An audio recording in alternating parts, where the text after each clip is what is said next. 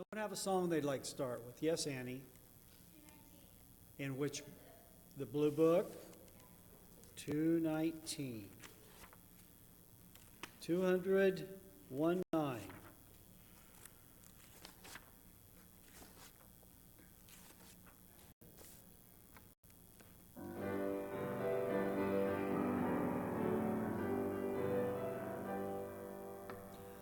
Oh, they tell me of a home far beyond the sky. Oh, they tell me of a home far away.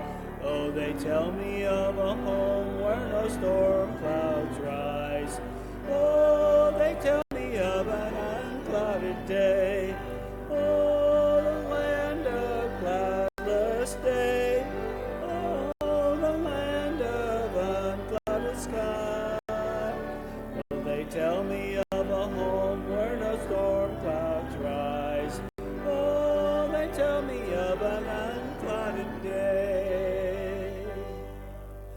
Oh, they tell me of a home where my friends have gone. Oh, they tell me of a land far away, where the trees of life in eternal bloom shed the fragrance through the night.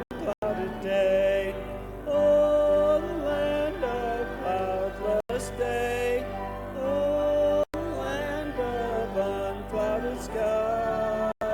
Oh, they tell me of a home where no storm clouds rise. Oh, they tell me of an unclouded day. Oh, they tell me of a king and his beauty there, and they tell me that my eyes shall behold, where he sits on his throne and is white as snow, in the city that is made of gold. Oh, the land of cloudless day, oh, the land of unclouded sky. Oh, they tell me of a home where no storm clouds rise. Oh, they tell me of an unclouded day. Don't stop just because I'm not singing. Oh, they tell me of the smile on the children there, and the smile drives the sorrow away. And they tell me of no tears ever come again in the lovely land of unclouded day. Oh, the land of cloudless day. Oh, the land of unclouded sky. Oh, they tell me of a home where no storm clouds rise. Oh, they tell me of an unclouded day. All that smoke out there seems like a clouded day, doesn't it? It'll get better. As Ron and I were talking, there's rain coming. Yep. Clear the air. Everything will be good about September.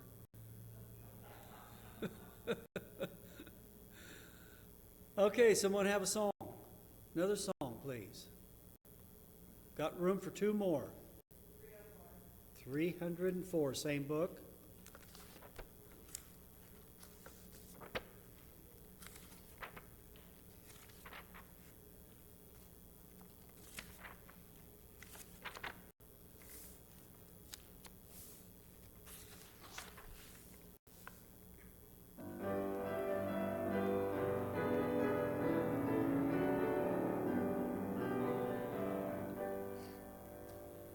While traveling through this world of sorrow, I'm on my way to glory land. No land or some tomorrow.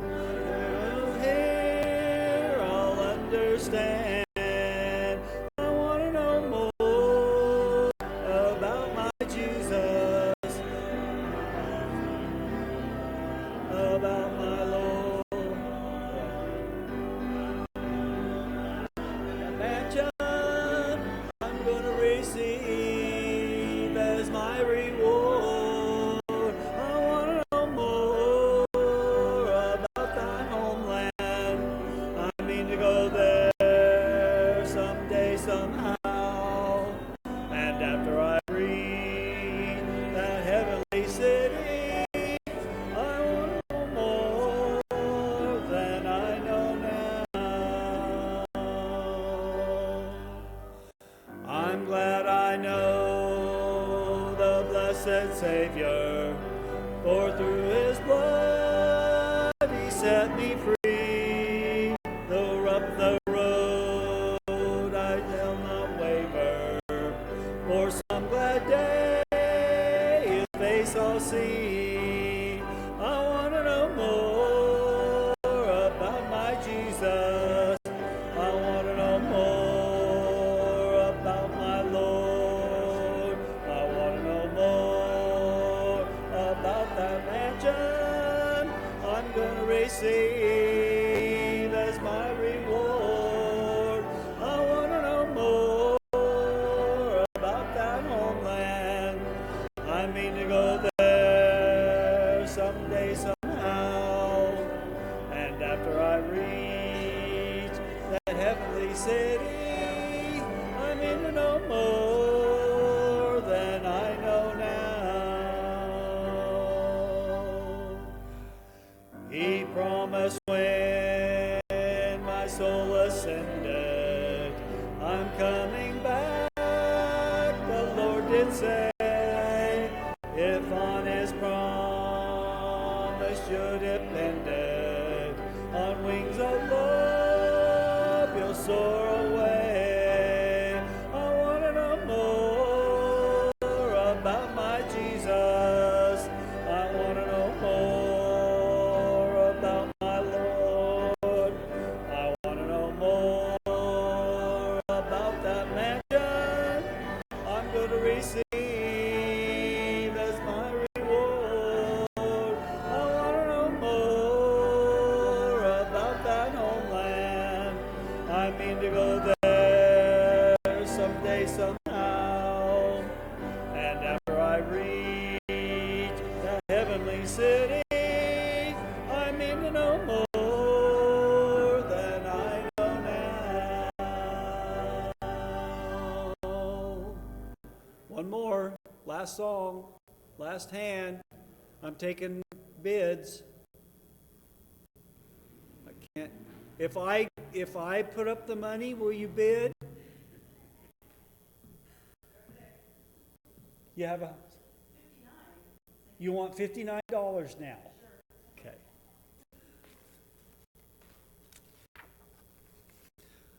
That is not enough money. Ron has a bigger project than that.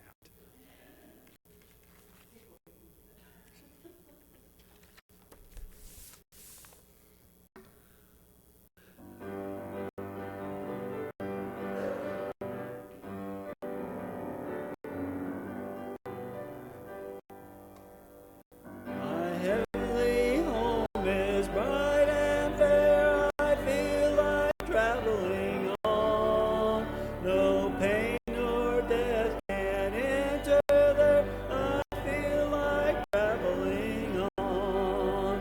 Yes, I feel like traveling on. I feel like traveling on. My heavenly home is bright and fair. I feel like traveling on. His glittering tower and sun outshines. I feel like traveling on. That heavenly mansion shall be mine. I feel like traveling on. Yes, I feel like traveling on. I feel like traveling on. My heavenly home is bright and fair. I feel like traveling on. Let others seek a home above. I feel like traveling on. Which flame devours always overflow. I Yes, I feel like traveling on. I feel like traveling on. My heavenly home is bright and fair. I feel like traveling on. The Lord has been. I feel like traveling on until that blessed home I see. I feel like traveling on. Yes, I feel like traveling on. I feel like traveling on. My heavenly home is bright and fair. I feel like traveling on.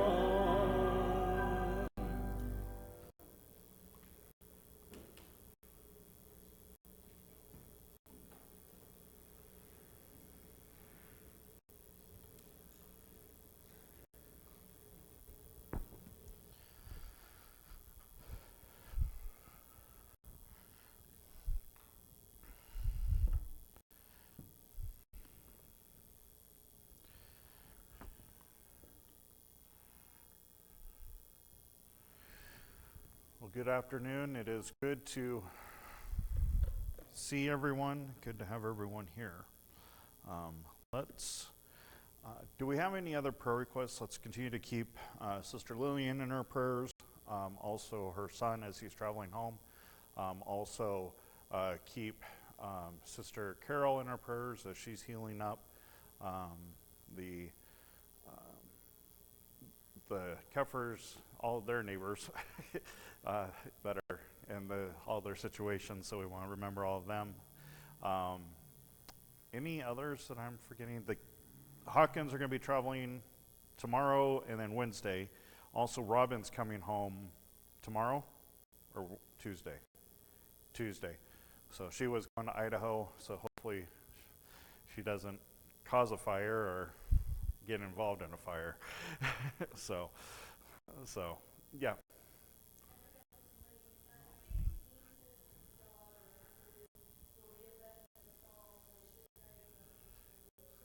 Okay.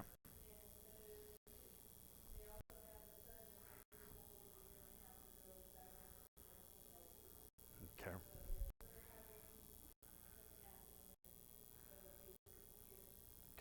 Okay. Any others? Pray for each other. Okay. All right. Well, if there aren't any others, let's all stand and we'll open up in a word of prayer. Brother Joe, would you lead us in a word of prayer?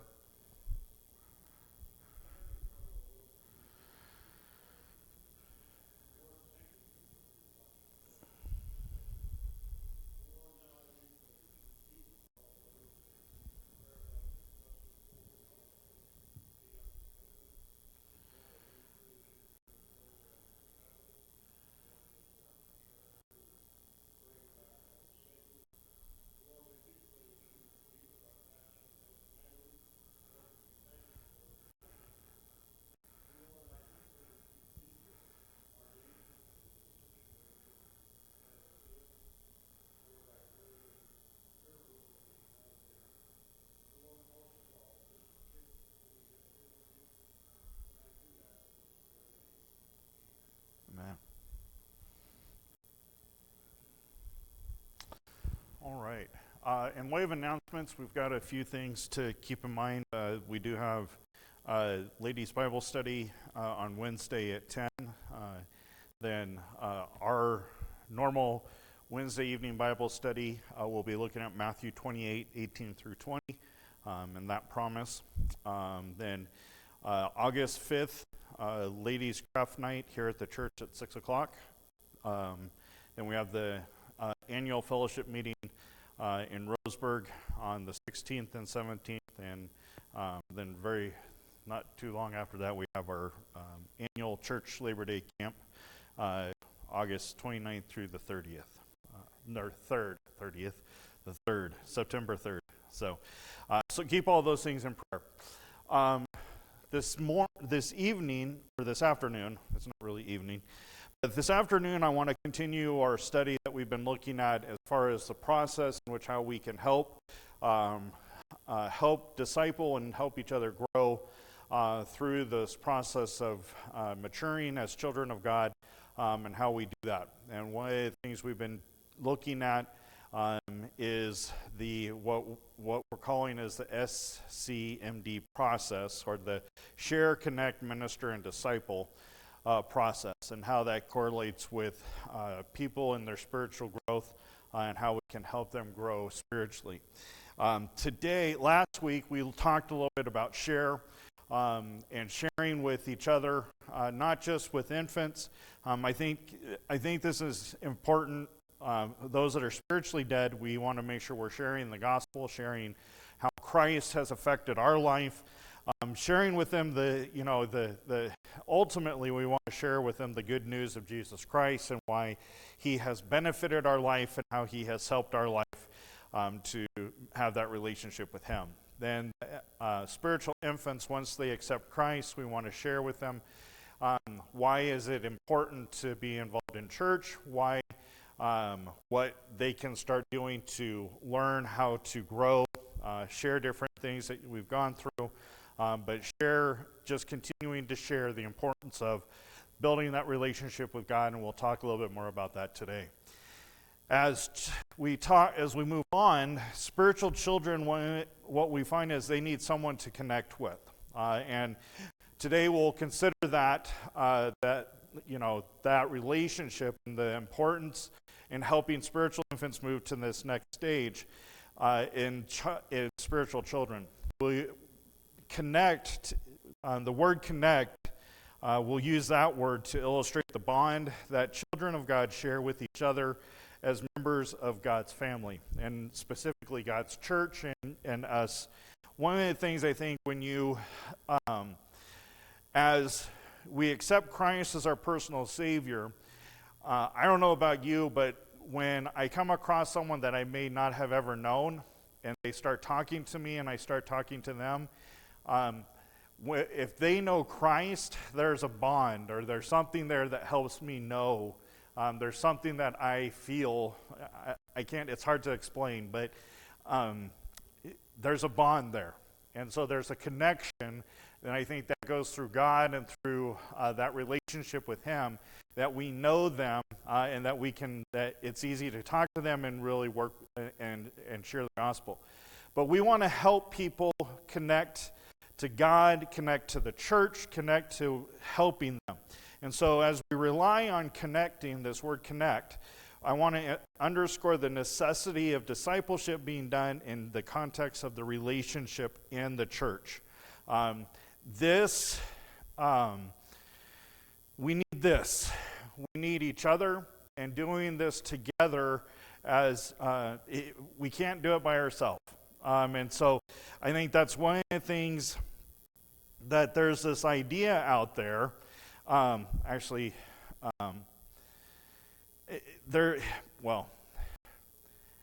me back up for just a minute. One of the things, just go with what I was going to say. There's an idea out there that we can be a child of God by ourselves, okay? That I can go wherever I want and I can still be a child of God. God has a plan, God has something that he has put forth in his word, and how we are to serve him, how we can be obedient to him. Now, as we make disciples and as we help them grow, one of the things I want us to always keep in mind, as we work with people, it's not just a transfer of information to help them grow, okay? We don't just say, here, read this, okay? It doesn't work that way.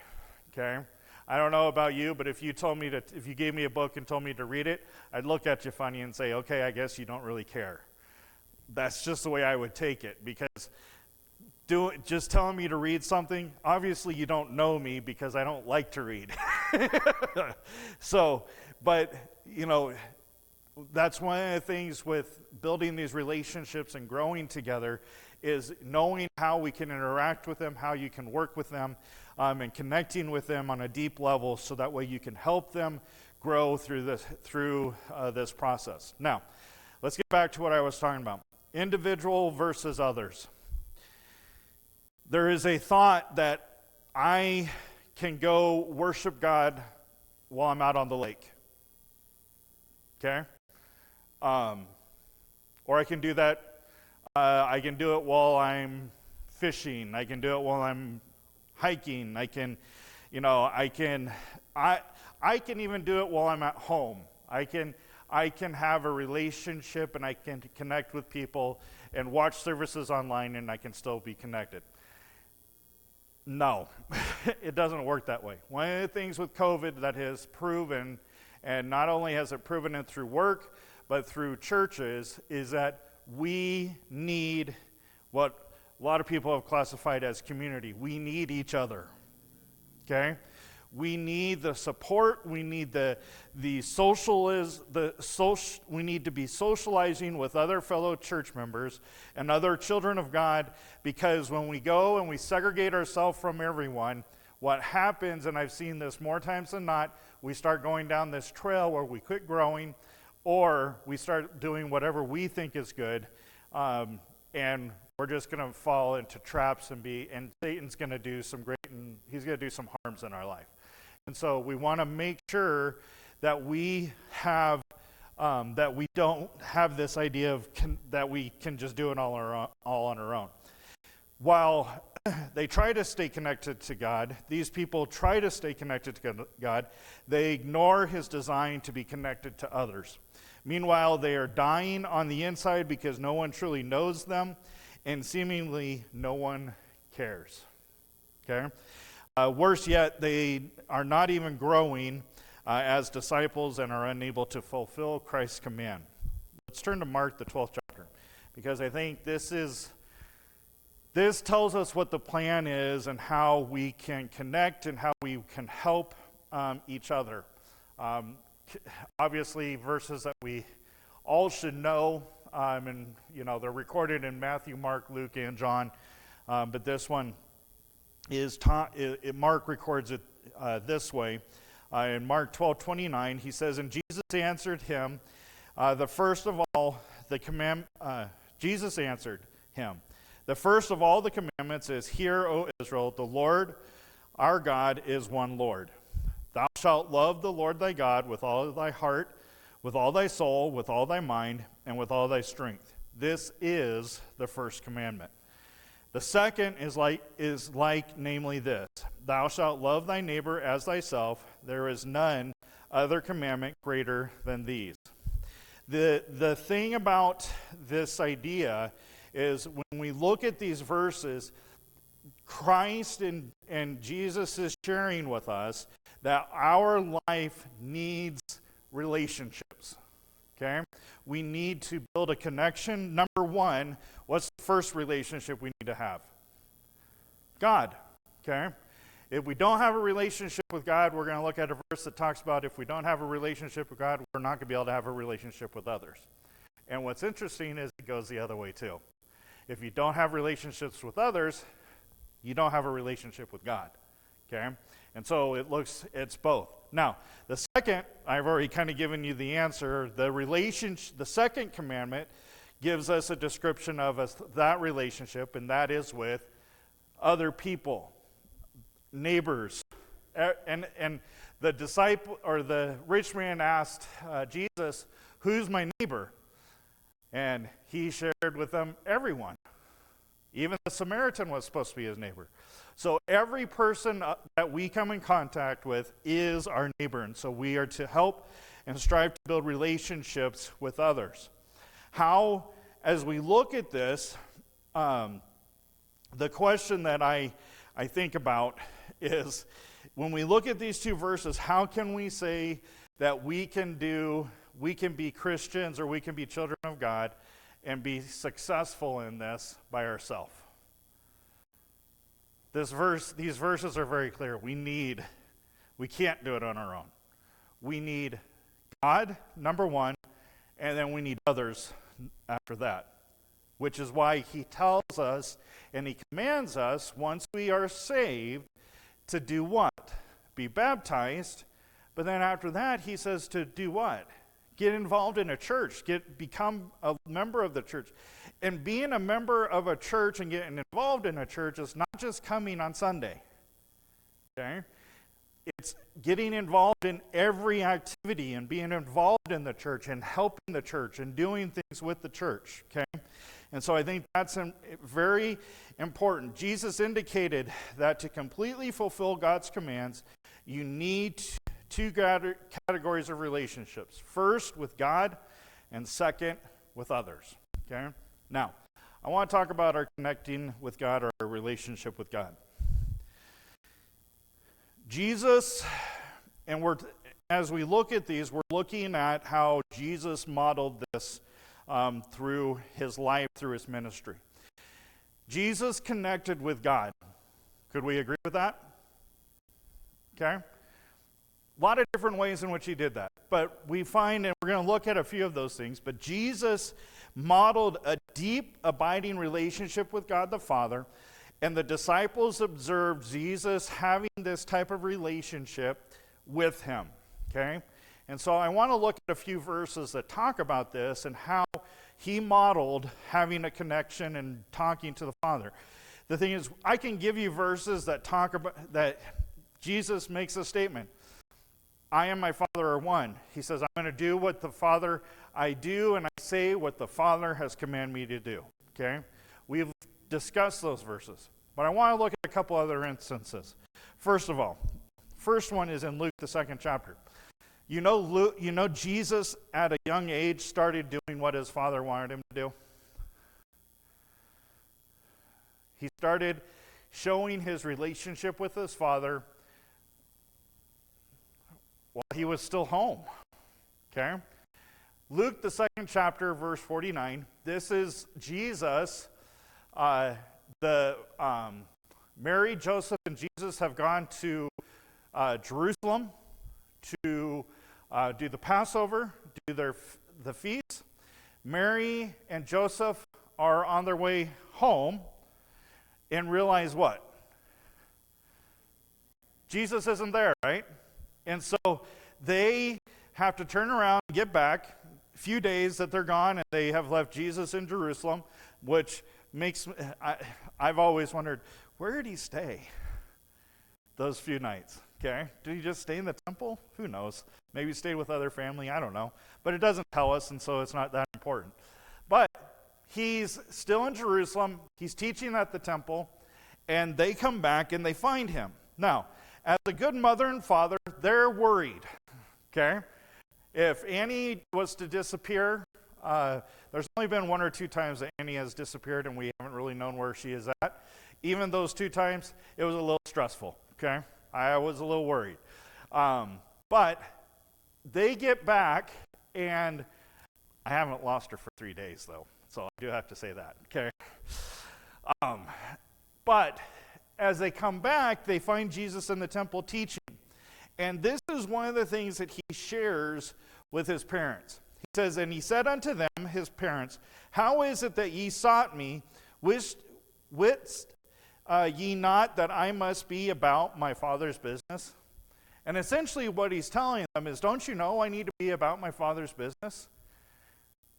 Even at a young age, he understood the relationship between him and his heavenly Father, and that he was going to do what his Father had commanded him to do.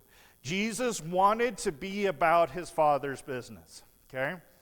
That's the connection he had. In everything that he did, even at a young age, he wanted to be about his Father's business, okay? Now, we find throughout his whole personal ministry, because we see there's a fairly large gap from this point till we see Jesus again, when he starts to come on the scene there, when John the Baptist is there. So we don't know a lot what happens during his, teen years and until he's about 30. We don't see a lot. So he's learning, he's doing some things, he's working with his dad. A lot of different things that are going on. But through everything that he did, even from the time that he comes back on the scene, Jesus was doing what his Father's business was. It was not about him. It was all about what his Father wanted him to do. Okay? Now, how did he find out about his Father's will? We're going to look at that here in a few minutes. But I want to consider another one. John chapter 2, verse 16. We looked at this a few months ago, where Jesus is coming into the temple. And as he comes into the temple, we know that he is seeing some dishonest acts going on. He sees people selling, and they're not doing it to help others. They're doing it to get a profit from and gain money, and really they're gouging those because they did not bring offerings, or they're saying that the offerings weren't good enough, and so they have to go buy a new one from these merchants that are in the temple. Jesus sees all this, and it comes to verse 16. It says, "And said unto them that sold doves, Take these things hence, make not my Father's house a house of merchandise." Now, do you think he just did that on his own free will? Yeah. But I think he also did that because he understood what his Father's will was. His Father that was his Father's house. The temple was where his Father dwelt. And so that was not what his Father's intent was for that temple to be. And so he shares with them. And so Jesus showed some anger. Well, let's be honest, he showed some anger because his Father's house was being used for dishonest profit. Was he wrong? No. He was absolutely right in doing all of it. But I want you to think about this. He also did it because that's his Father's house. If something happened in your home, are you going to do everything you can to protect it? Yeah. That's what Jesus was doing. He's protecting his home, the house that his Father built, the temple. And he saw dishonesty. He saw it was becoming a mockery. And he wanted to do something about that. Okay? Now, I want to look at a few others. Matthew 11, verse 25 through 27. Matthew 11, 25 through 27.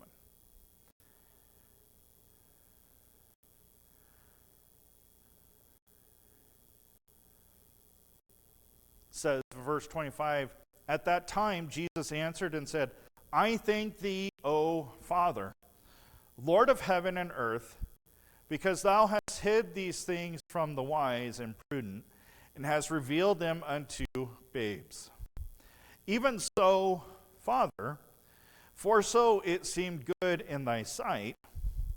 All things are delivered unto me of my Father, and no man knoweth the Son, but the Father. Neither knoweth any man the Father, save the Son, and he to whosoever the Son will reveal." This was the first time I came across these verses, and so I found it very interesting. Jesus, as he's talking, it's like he's talking to his Father. And what he is doing is he is praising God for his goodness, isn't he? Isn't that what he's doing? He's telling him, thank you. Look at how he interacts. He says, and at this time, he says, I thank thee, O my Father. And which Father is he talking about? He's not talking about Joseph. He's saying, Lord of heaven and earth, because thou hast hid things from the wise and prudent, and has revealed them unto babes. Even so, Father, heavenly Father, for so it seemed good in thy sight. And he goes on to talk about the deliverance, about the greatness of his Father, how that he knows him, how that he has a relationship with him. I like how Jesus does this, because he really shows his gratitude towards to his Father, and he's expressing that verbally before his disciples. He's not claiming the glory for himself. He's putting the glory directly upon his Father. Okay? And I like that, because Jesus knows that what is happening and the things that he's going through is not for his glory, it's for God's glory, okay? And so even when he goes to the cross, he recognizes it's not for his glory, it's for God's glory. Who is it that exalted Christ? It's God, okay? God is the one that has lifted him up. God has lifted him up and made him high and exalted and given him a name above every name. God is the one that has put him on the right hand of the throne of God, okay? Because of his willingness to be the sacrifice and help and be that one for him, okay? The last one I want to consider. John chapter 5, verse 18.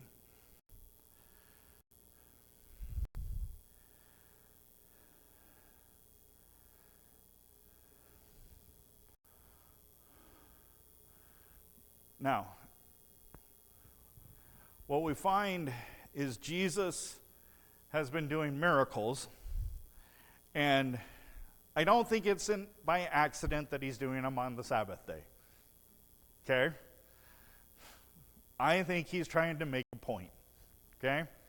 I think he's trying to make a point with the Pharisees that, you pick this one day where you're trying to, where you're not supposed to do any type of work, where you've turned this into a tradition and no one can keep it, okay?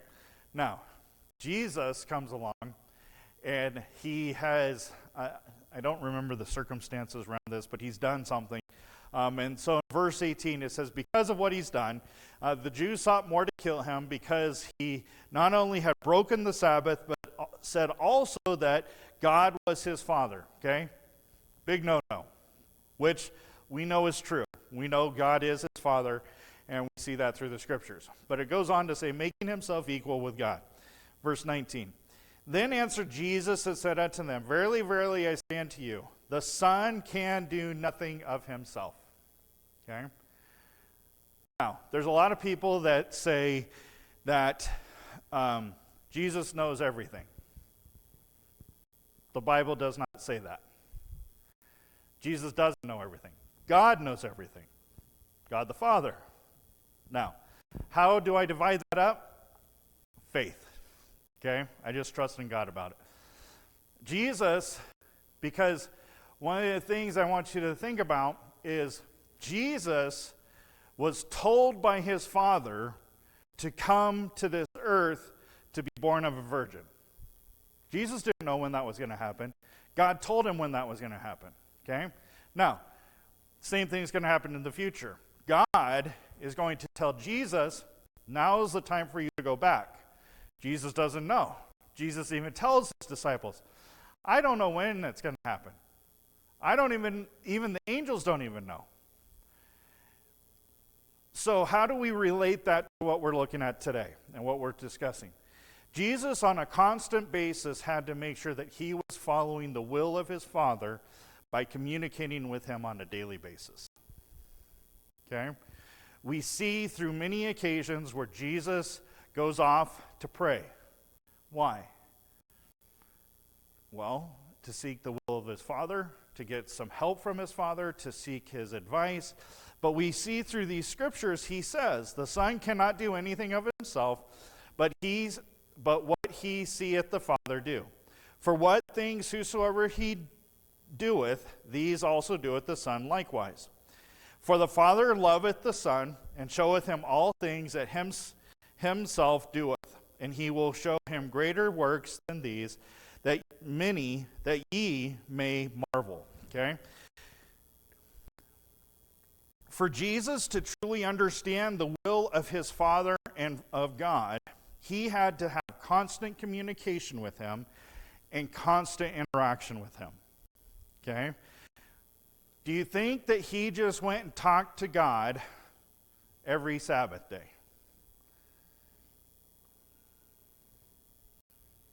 I don't think he did. Okay? Do you think he talked to God whenever something bad was going to happen? Whenever he was in trouble? I don't think he did. I think Jesus went to his Father and talked with him on a daily basis and interacted with him to understand and know what the Father's will is. And so I believe John 5:18-20 shows us how Jesus' relationship with God, the Father, revealed a deep, loving connection. He wanted to do what his Father said. He loved his Father enough that he sought him out and sought his will to know what he was to be doing on a daily basis. Okay? And so that is that what we're supposed to do? You know, once you're saved, you don't know everything. I know there's some that don't agree with that. But you don't.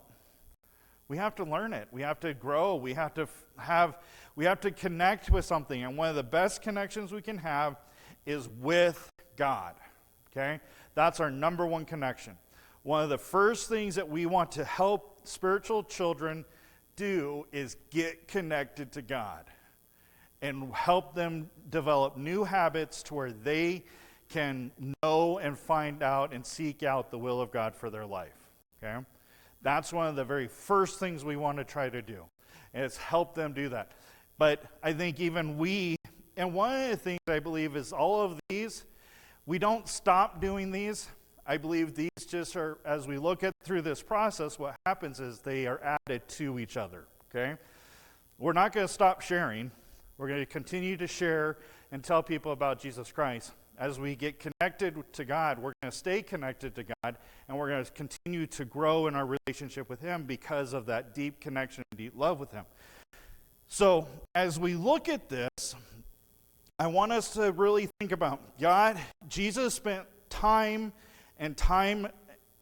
numerous times together with his disciples to build a deep connection with them. But he helped them to come into a relationship with God. Jesus knew his disciples needed a relationship with God that went beyond just surface knowledge. Okay? There's a lot of people out there right now that are they know the gist of having a relationship with God, but there's no meaning behind it. There's no depth. It's just, yeah, I'm going to do what God tells me to do, but I'm only going to seek him out when I'm having trouble, or he's their good luck charm, or whatever it may be. It's not a life. It doesn't change their life. It's not one of the things about a life with God is it is a lifestyle. Okay? It's not just it's not a social activity. Okay? God doesn't want to be a social activity. He wants to be in our life and part of our life. Okay? And so as we look at this, the disciples came to a relationship with God, and they got connected with him. He connected with his disciples on a real bond. This is Jesus, not in a distant association. Think about your relationship with God. Okay? I want you to think about this.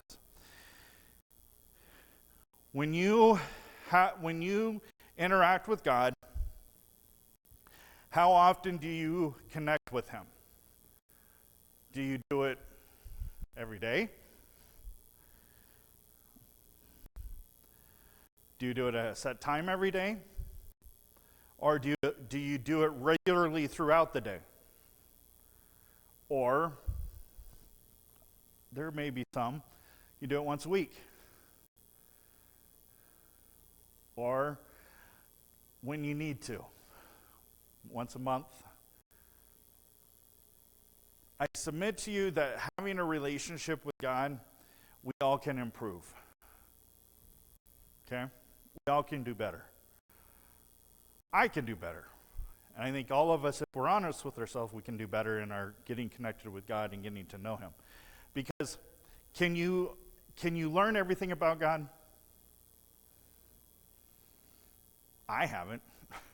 I'm constantly learning something. And as I do my studies and as I go through as I work through my studies and lessons and things that I'm preparing, I'm constantly finding something new. And so we cannot, there is a wealth of knowledge when it comes to God. Now, so that's the frequency. How deep is your relationship with God? Okay?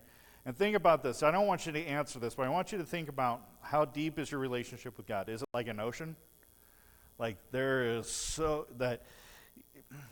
nothing that can separate you from God. Okay? Is it like a lake, a pond, or there's some that I know that it's just a little mud puddle. Okay? There's not much depth in it. It's just surface. It's what you see out here. I'm just going to put on a good act and make sure you see me for a good act, and that's it. Okay? That's not what God wants. That's not what God's looking for. You know, once we're saved, He's looking for us to build that relationship and grow in our relationship with Him. Okay? Now, that's talking about our connecting with God. I want to talk a little bit about connecting with each other spiritually as we build relationships with each other. Because we looked there in Mark and we saw that it's not just connecting with God. We need to connect with others and need to have relationships with others. As children need a family to be healthy, spiritual children need family in order to grow strong and healthy. Okay? And I would submit to you, that's where the church comes in. That's where we help each other and help those spiritual children grow in their relationship.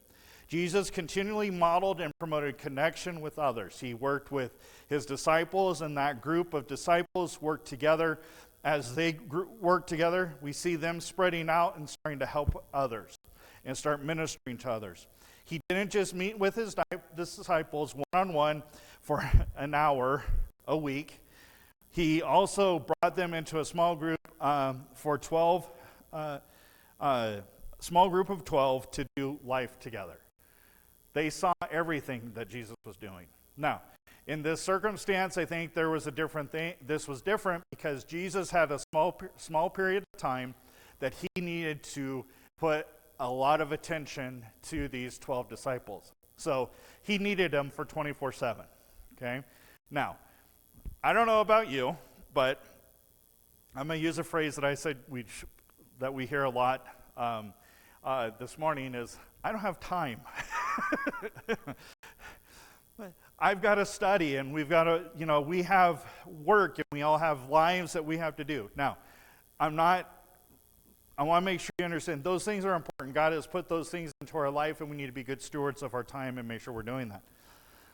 But we also need to make sure we are taking time to help those young spiritual children to learn and grow and build a connection with them. We cannot spend enough time with them, okay? They need as much time we can offer them and help them grow spiritually and be able to connect with them and understand where they're at. You think my daughter is going to want to listen to what I have to say if I was constantly traveling every week and was never home? I wouldn't blame her to not listen to me if that was the case.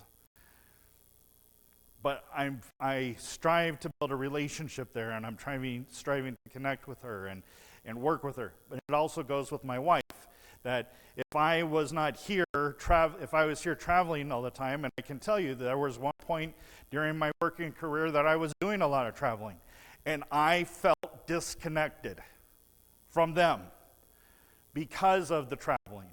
And I realized it was not hurting, it was hurting them, but it was hurting me more. Okay? Because I did not have that connection with them. And so I was missing out on things. And not only did I not have a connection with them, I didn't have a connection with God. Okay? That's how this whole relationship works. When we don't have a connection with others, there's probably a problem with our connection with God also. Okay? So having that connection does mean it's going to take some time. It's going to take some effort. This group of 12, they were inseparable for 3 years.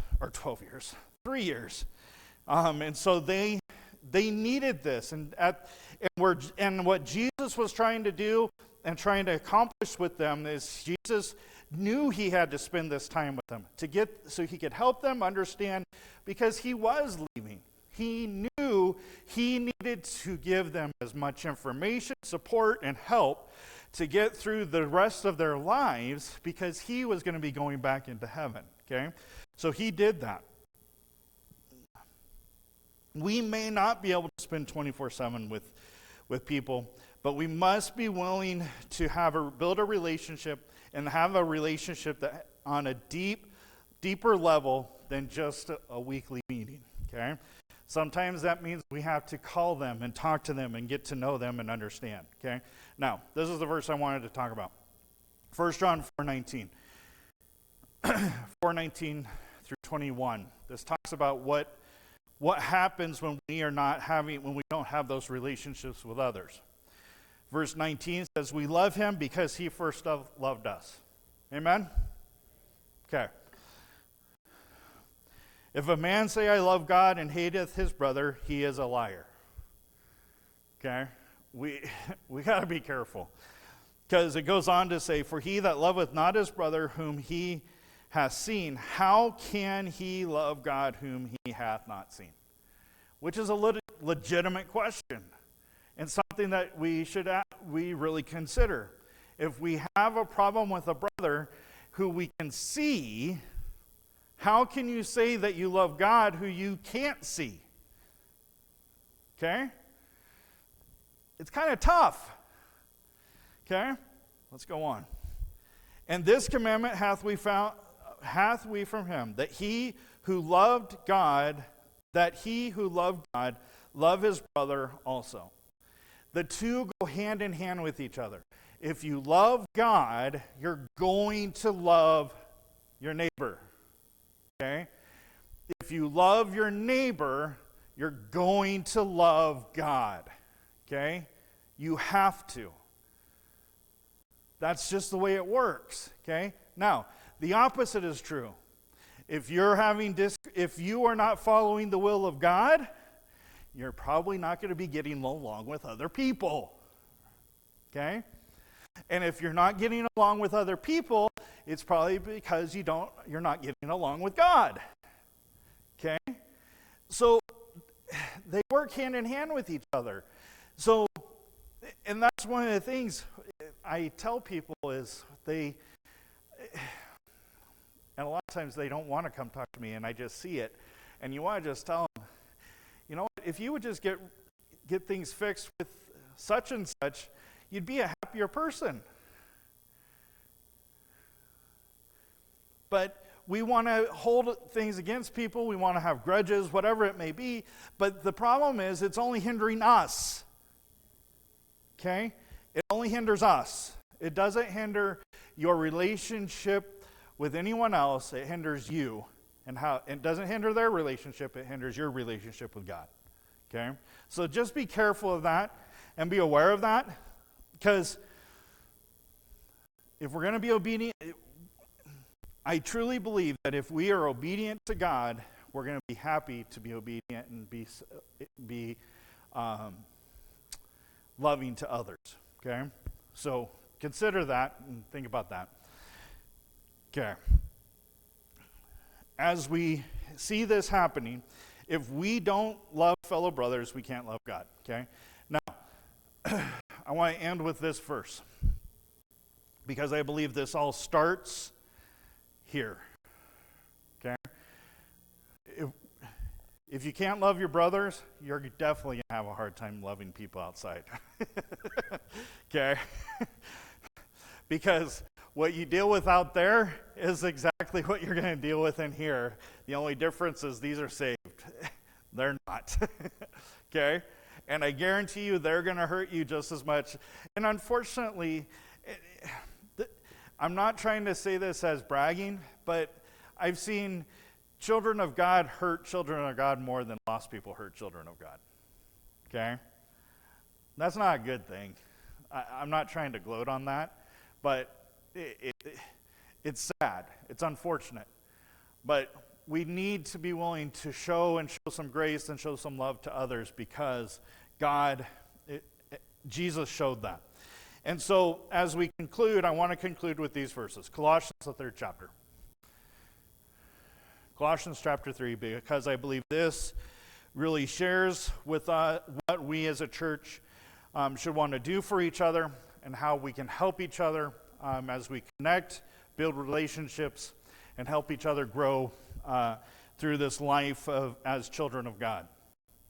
So Colossians chapter 3, starting verse 12, it says, "Put on, therefore, as the elect of God, holy and beloved, bowels of mercy, kindness, humbleness of mind, meekness, long-suffering, forbearing one another and forgiving one another. If any man have a quarrel against any, even as Christ forgave you, so also do ye. And above all these things put on charity, which is the bond of perfectness, and let the peace of God rule in your hearts, to the which also ye are called in one body, and be ye thankful. Let the word of Christ dwell in you richly in all wisdom, teaching and admonishing one another in psalms and hymns and spiritual songs, singing with grace in your hearts to the Lord. And whatsoever ye do in word or deed, do all in the name of the Lord Jesus, giving thanks to God and Father by him." Okay? Now, all in all, I think we do a really good job at this. But again, I go back to, we all have things that we can improve on. When it comes to his local New Testament church, it's not about who's preaching. It's not about who the deacons are. It's not about who's running the church. It's about helping each other grow in our relationship with each other. It's about putting ourselves aside and promoting others and building others up to Christ. That is what our ultimate goal should be. That's truly showing the love of Christ to others. Okay? That's what it's all about. It's all about Jesus Christ and pointing people to him, whether they're saved or lost. Saved people, we have to point each other we have to remind each other to look to Jesus through our situations and through life, through circumstances that we're going through. Look to Jesus for his help, for his encouragement, for his support. And as we do that, we will grow and we will help each other grow spiritually through this life. Okay? All right. Thank you for your time. Thank you for your attention. If there's nothing else, let's all stand.